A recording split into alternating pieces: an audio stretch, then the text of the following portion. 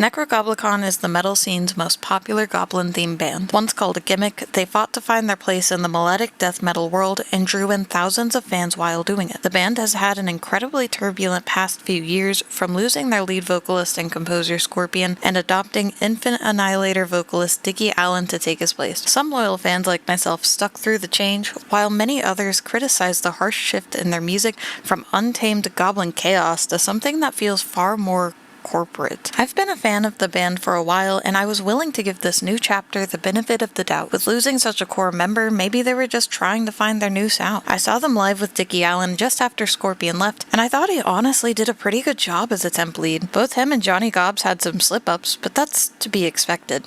I couldn't be more wrong. While it is difficult to prove if a band has used AI tools, it is easy to point out the flaws in their most recent music videos, and with the background of some of their staff, it paints an elephant worth a million words.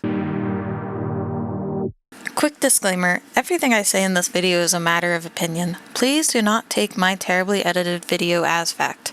Also, please don't harass any of the artists mentioned. Thank you. Yes, we are talking about the elephant in the room, Secret Elephant. The first time I watched the video, I knew that elephant was suspicious. I mean, look at that face. It's just kind of shifty looking. For real though, watching this sequence, it is difficult to tell at a glance. The elephant looks a little weird, but maybe that's just some crappy CGI or something. But then we get to the end of the elephant scene. Here is a side-by-side comparison of how the elephant looks when it first appears.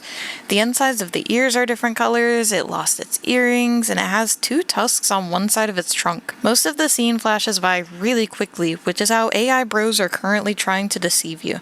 Everything here becomes a blur and you can't tell what's going on, making it more difficult to nitpick those little details. It's hard to believe that this animation was created by Dreams, a 3D animator and VFX artist who has worked with some rather large musicians actually. Dreams is an interesting character to say the least. He has worked with some huge creators, and not just in the metal scene. 30 Seconds to Mars, Blink-182, even brands such as Converse. He also worked on the music video for Bones. He is incredibly active on Instagram, and it lays out a portfolio for us very neatly. Let's go back to the beginning and look at his art style from about 4 years ago. I think one of his best works is from the music video Alberta by the EDM group Mimba. Dreams directed and was the VFX lead. I honestly thought this music video was really good. The jellyfish in the sky definitely caught my eye. I found a post on his Instagram that shows a bit of the before and after. It's cool to see how much they could make starting out with 2 people in a field. It's hard to imagine that the person who made this also made this. He clearly has the know-how, and I believe if he was more hands-on with the Secret Elephant MV, then these mistakes wouldn't have happened at all. Dreams has been posting about AI on occasion for about 4 years now. He also mentioned that he bought NFTs. I try to give bands the benefit of the doubt and assume maybe they didn't know something utilized Gen AI, but I find it hard to believe that, given he has such a long history of using it. One look at his Instagram makes it fairly obvious, so surely the band and director knew. It's hard to say for sure without an official statement from the band, and as far as I know at this time, Nekrogoblikon has not made a statement on AI in general. It's almost ironic considering the messaging of some of their songs. Also, it seems like some of their new merch is made with Gen AI. Look at this medieval goblin shirt.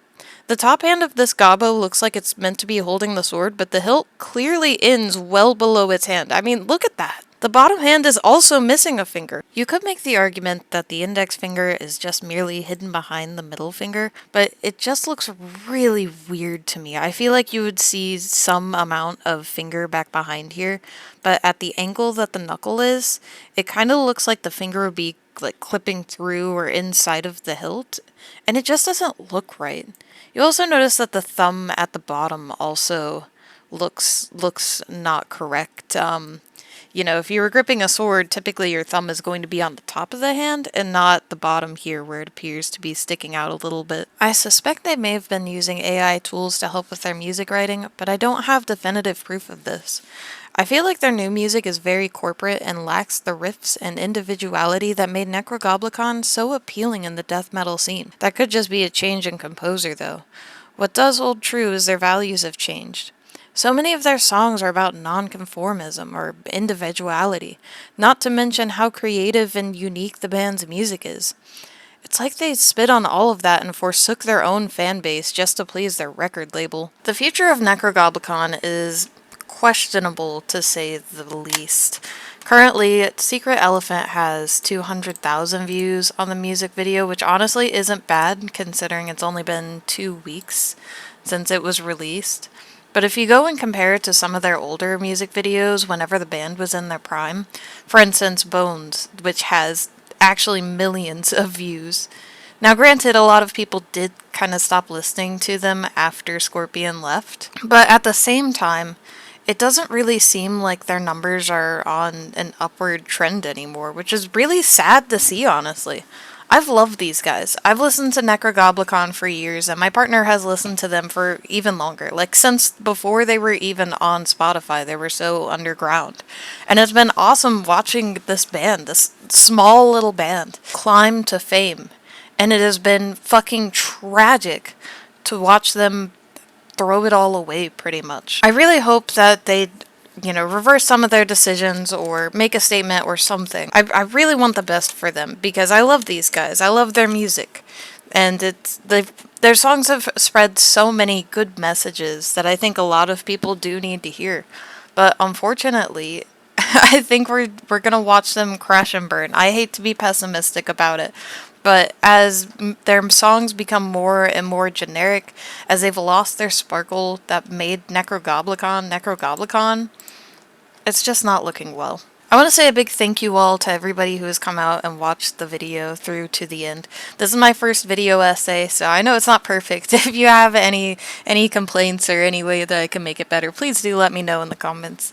If you did like the video, feel free to drop a like, subscribe for more content like this. I do plan on doing more video essays because I love yapping about music as a whole, and I'm very passionate about metal in particular. I do plan on doing some more like guitar history videos and stuff like that, so just stay tuned.